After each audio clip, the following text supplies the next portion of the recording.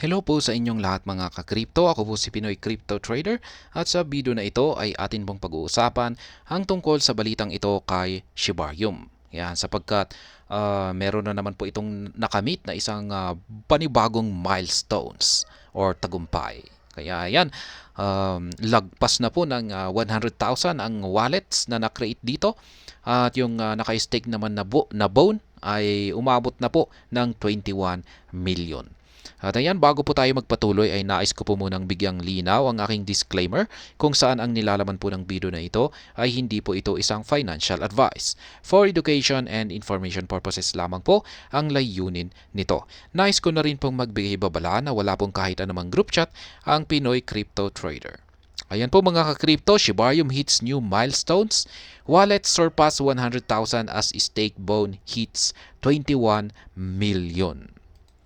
Ayan mga ka-crypto, sabi rito ay with Shibarium wallets sitting at exactly 101,545 at the time of writing. Total transactions on the network have risen to 445,255. Ayan na po, ganyan na po karami ang na-create na wallets dito kay Shibarium.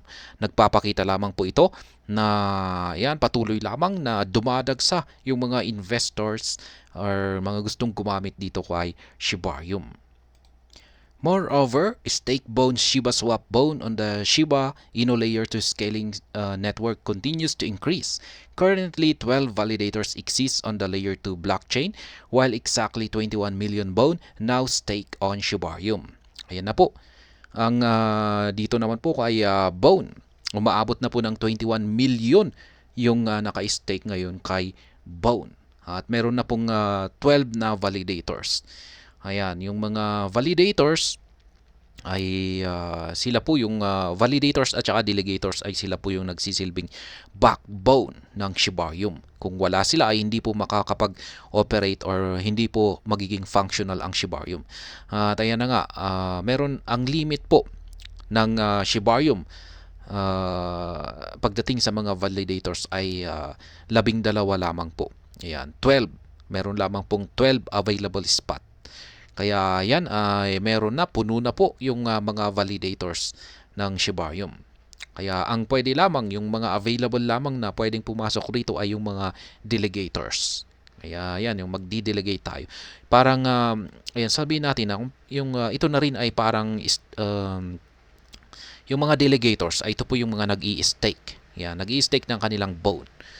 At syempre kung pag nag-i-stake po tayo ay meron po tayong kumikita dyan. Meron po tayong hati na nakukuha sa reward.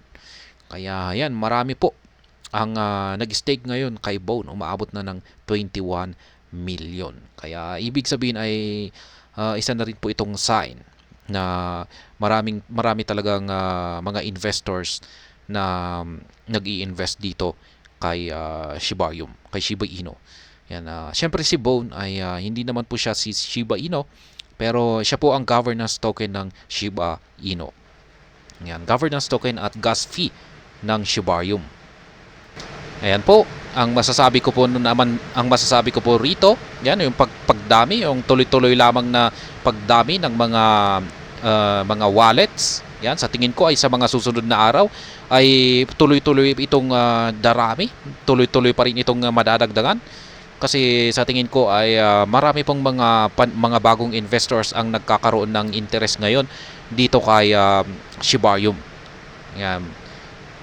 Yan, papasok po sila at unti-unti pong darami yung lalaki yung bilang ng mga wallets at maging yung mga naka-stake na bone. Yan, 21 million po ngayon yung total ng mga naka-stake at sa tingin ko ay sa mga susunod na araw ay madadagdagan pa ito. Yan, kasi alam naman po natin na ang Shibarium ay bagong bukas. Yan, bagong labas lamang sa public. Kaya yan, mga nakakailang araw lamang po siya. Kaya yan, isipin na lamang natin kung pagkatapos na siguro kung may ilang buwan na, siguro ay talagang yan, marami na, malaki po yung magiging bilang na ito ngayon, yung mga wallets at saka mga naka-stake na bone.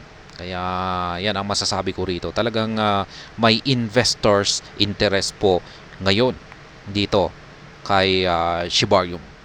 Ayan.